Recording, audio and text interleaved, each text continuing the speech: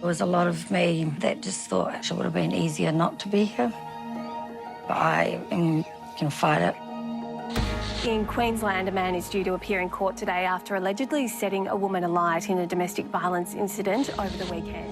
Destiny Otton-Rakuraku, the latest victim of Australia's domestic violence shame. Now, of course, emergency services were called out to the home in the early hours of Saturday morning. They were treating the woman for life-threatening burns to her body. She was taken to Brisbane's Royal and Women's Hospital. For the first time, Destiny Otton-Rakuraku tells her story. I'm very lucky to be alive. A callous attack that changed her life forever. What kind of human would do that to someone?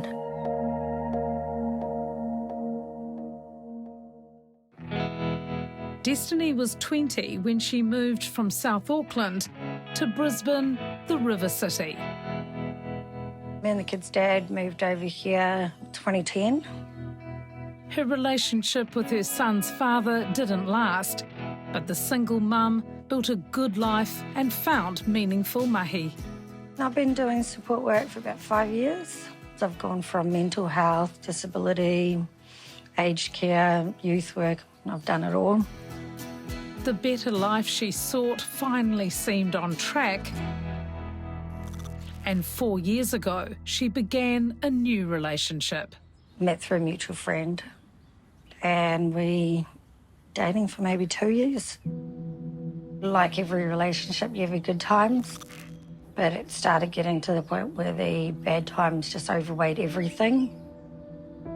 Things were getting uglier and uglier. No trust, especially with him working away in the mines, because while he was away, he would just ring me and always nut out.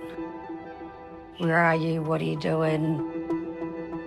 Some of the comments that he used to say when we were together, oh, I can't have you, no one can. You're always going to be mine. In October 2024, Destiny and her partner ended their relationship. Mutual decision. I thought he was okay with it. We were civil, you know. We had broken up, so I just carried on living life. January 2025, Destiny was enjoying Brisbane's summer with her teenage sons and was about to finish her management studies. Just got given a new job working with children and high and complex disability, and that was like my dream job. She was also looking forward to a long-planned girls' weekend. I was very excited to go see Destiny. Emma and Destiny grew up together in Manurewa. We met when we were 13. My ride or die. Oh, she's got one of the biggest hearts. I was super excited to have a little holiday with my best friend.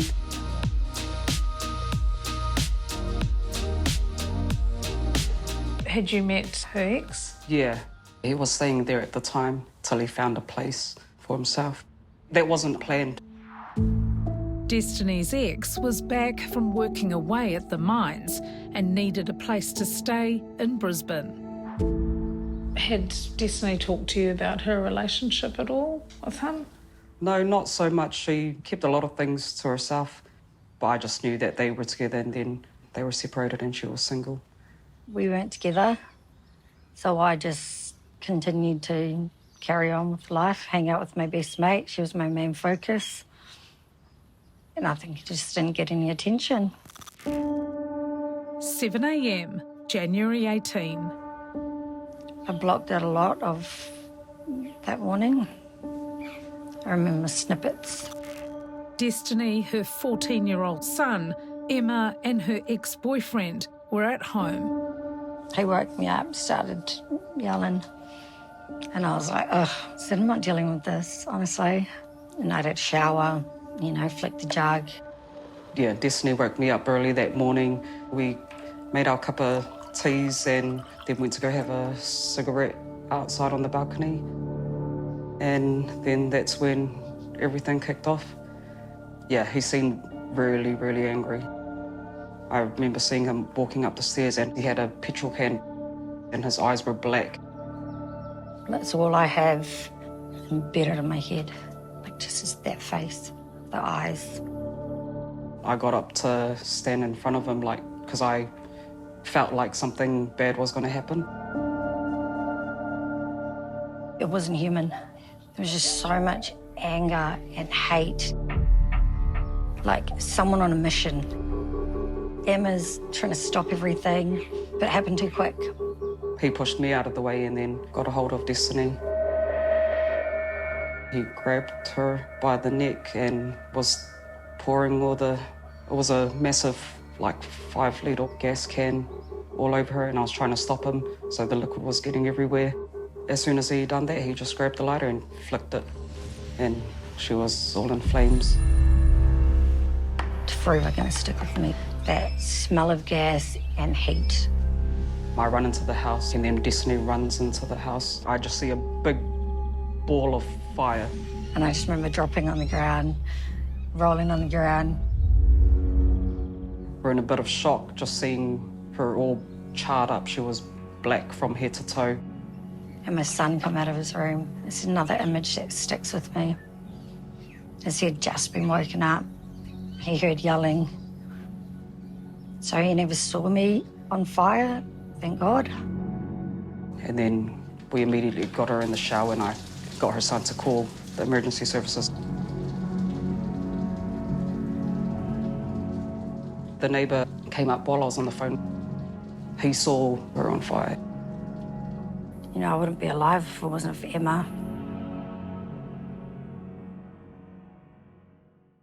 A woman is in a critical condition in hospital this morning. Destiny's story was all over the news. He is accused of setting the victim, a woman in her 30s, on fire with a lighter. I have spoken with nearby residents there. They've told me that it was neighbours who heard this woman's screams and were first on that very confronting scene. Ko te whakapai nāna tana wahine I tahu ki te ahi I tētahi whawhai I roto I tō rāua whare I te tonga o Piripane. Destiny was rushed to the intensive care unit at Royal Brisbane and Women's Hospital. I did think I was going to lose her that day.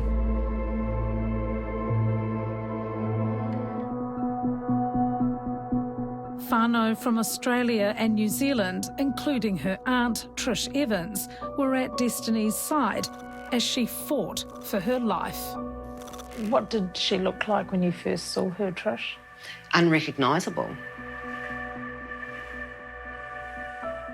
I knew there was a body lying in the bed, but I couldn't comprehend that that was my niece. Could she talk? No. She had breathing tubes and feeding tubes and everything. It was really touch and go. Her lungs were starting not to function and stuff, so yeah, it was scary. Destiny was in ICU for 11 days. I wasn't able to take more leave. I had to fly back. She was still in a coma when I left. Yeah, it was hard leaving her. Hey, Des. We're doing your prayer now. My family, they overtook the whole hospital. And they were just always there. They wanted to sit by my side 24/7, but they had to take turns.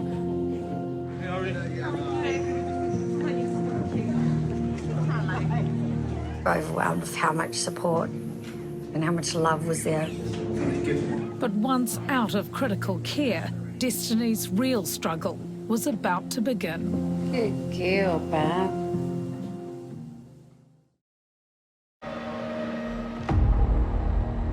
Destiny Otton-Rakuraku's burn attack, doused in petrol and set on fire, allegedly by her ex-partner, put her in hospital for 6 weeks.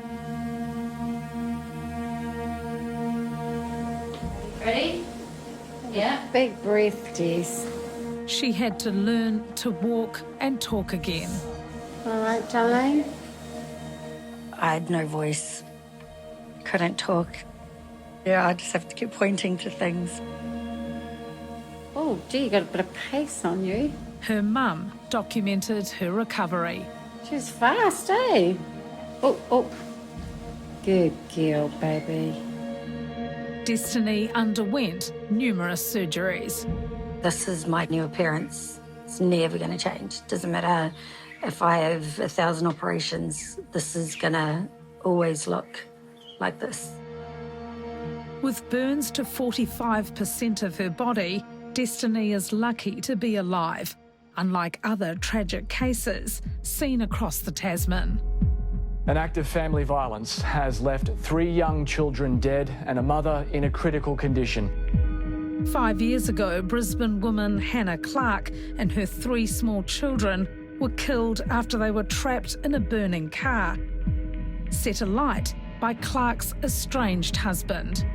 Witnesses say she was heard screaming for help, shouting she'd been covered in petrol moments before the car burst into flames.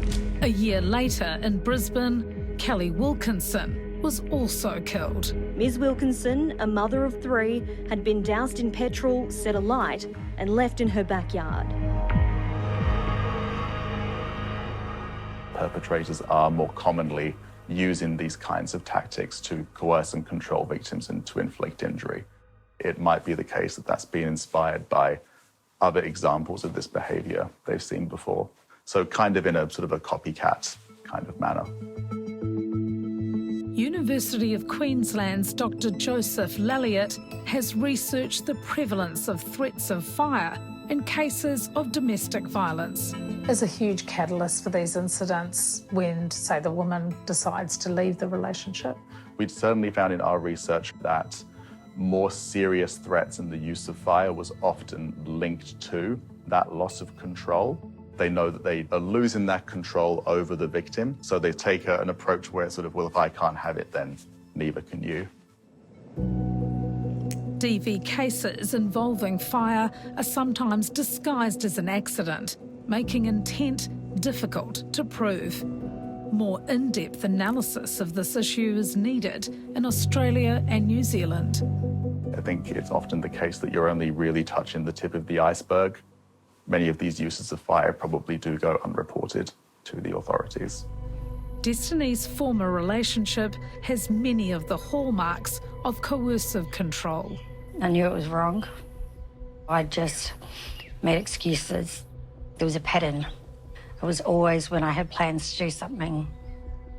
Never, ever did I think I'd be on the news as another DV victim. Victim blaming still goes on. Why didn't she leave is one of the worst things that you could say to a victim. They're being coercively controlled, they're being financially controlled, mentally, psychologically controlled.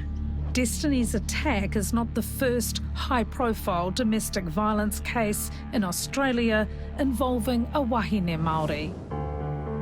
In 2015, 24-year-old Kiwi Tara Brown was bludgeoned to death with a manhole cover by her former partner in Queensland. She was gorgeous. She was really loving. She loved everything. She loved life. I didn't think he'd kill her.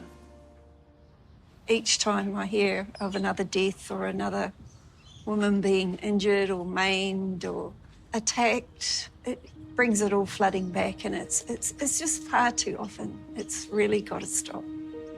Natalie Hinton is Tara Brown's mother. She set up a foundation in her daughter's name to raise funds for domestic violence organisations like Women's Refuge. Did Destiny's case attract a lot of attention here? It sure did, yeah. It's just the more horrific it is, it makes it to the media. But there's women out there that don't have quite a horrific situation, and it goes unheard and unseen and unspoken about. Oh, I'm just going to help her get undressed so she can lie down. Yeah, I need to lie down. Destiny has had to move in with her parents, and her mum has had to quit her job to be her full-time carer. Ladybug. Yeah. She's totally dependent on her mother for the simplest tasks. Yeah. She's always been my rock. She's angry. She's hurt. She blames herself. There's something she could have done better. Could have stopped it from happening. Right, I'm going on now. Ready? Sometimes it's really, it hurts. I hate touching her skin. It's just ugly. Ellie, what have the last 10 months been like for you? Oh, really hard. It's been so hard, emotionally draining. A lot of anger. So angry. I just want my old girl back. I want our old Destiny back. It's not only her physical recovery, Destiny is on antidepressants and has started counselling. Oh, push. 3 months before I could get in to see someone. I did do 8 months with no support. Only support from family and friends. I was trying to get support for my kids, and they only work within school hours. Not ideal for the kids, not ideal for me. Just slow down, slow down. It gets hot. I get scared, hear noises, so I wake up real jumpy. What are you scared of? To be honest, everything these days. Scared of people, and that's the hardest. I'm working on that. Yeah, I have to wear this 24/7. It's compression garments. It's to keep all my scarring down. But as you can see, it gets really frustrating. Destiny is still coming to terms with how she looks to the outside world. Done it. How self-conscious do you feel in public? It's a lot. Humans are curious. They want to ask, what happened? You know, what's wrong with you? Did you hurt yourself? And then I'm like, no. You know, my ex-partner poured petrol on me and lit me on fire. And I have to be blunt. Because if I'm not blunt, I'm just going to cry. Oh, we're going to do the sunblock first. Lock your nose.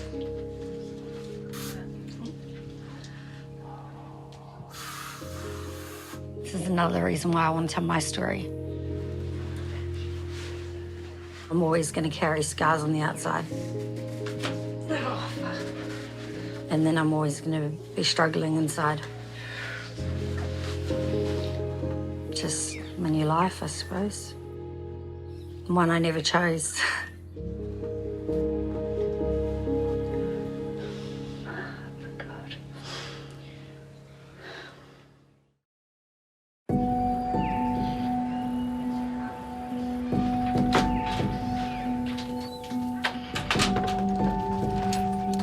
For 10 months, Destiny Otton-Rakuraku has dealt with unthinkable pain and loss.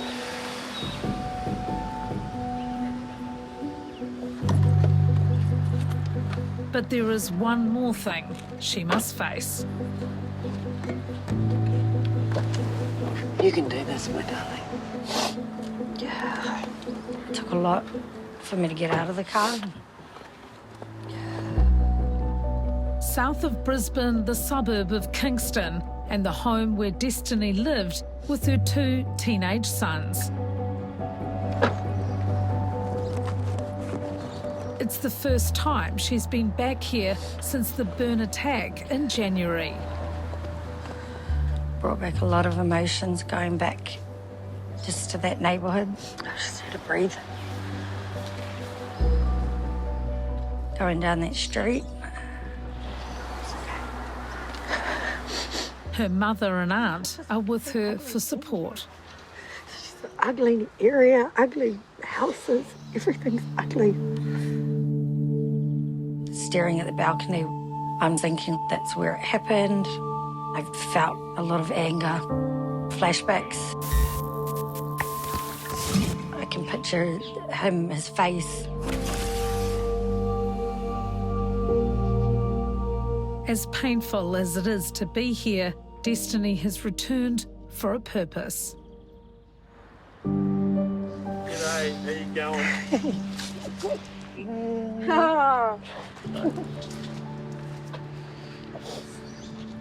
How are you anyway? Oh, fuck, I've been better, haven't I? Yeah. Imagine what you're going through.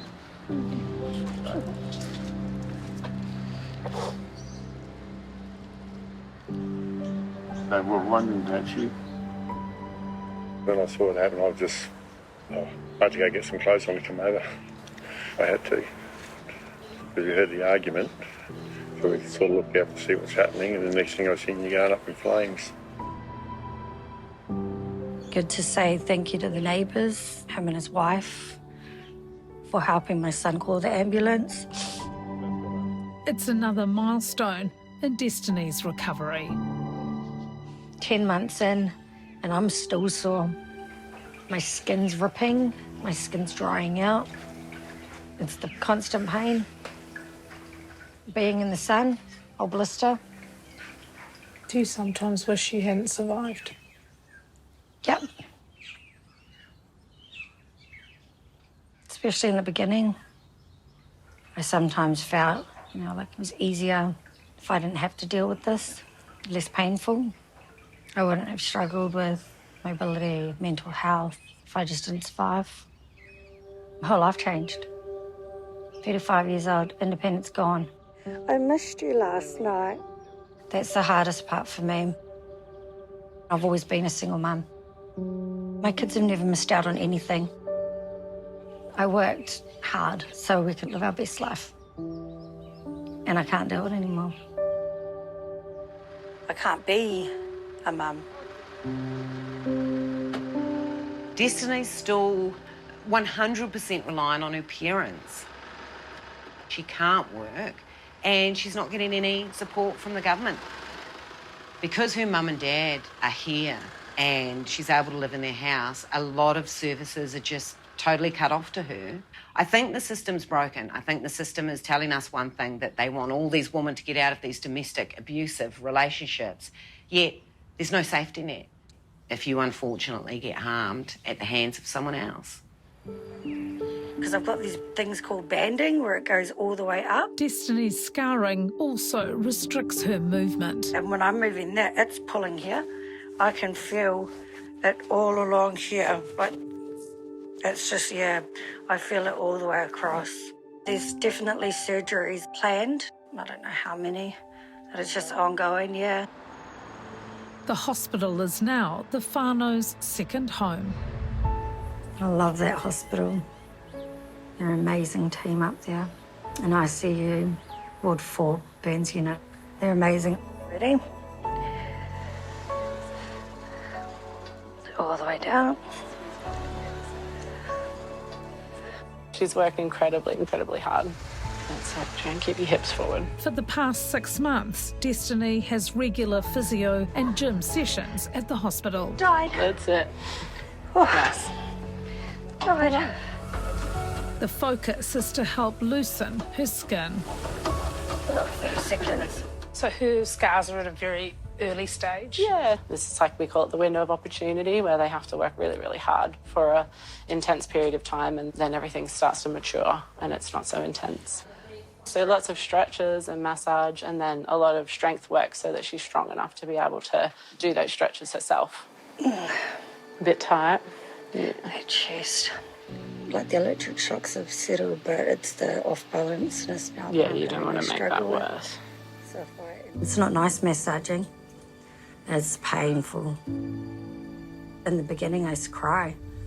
Destiny is aware there is much to be grateful for.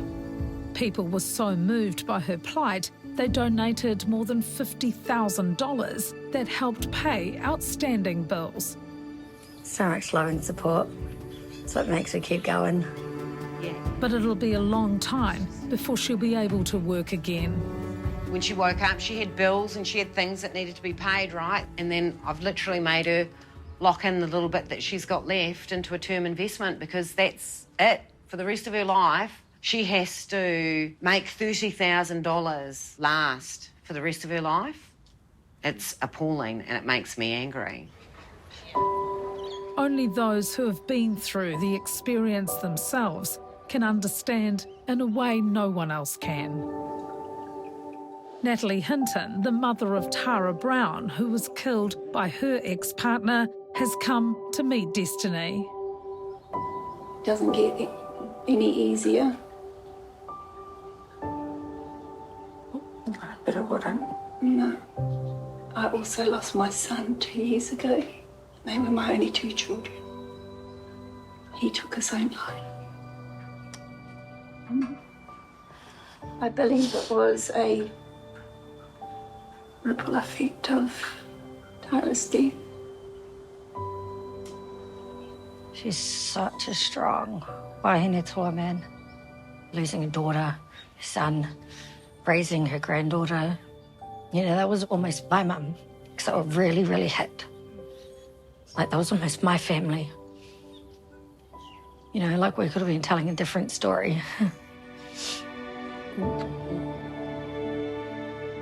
I'm so glad Destiny is supported by her family and her extended family. She's going to need it for a long time to come too.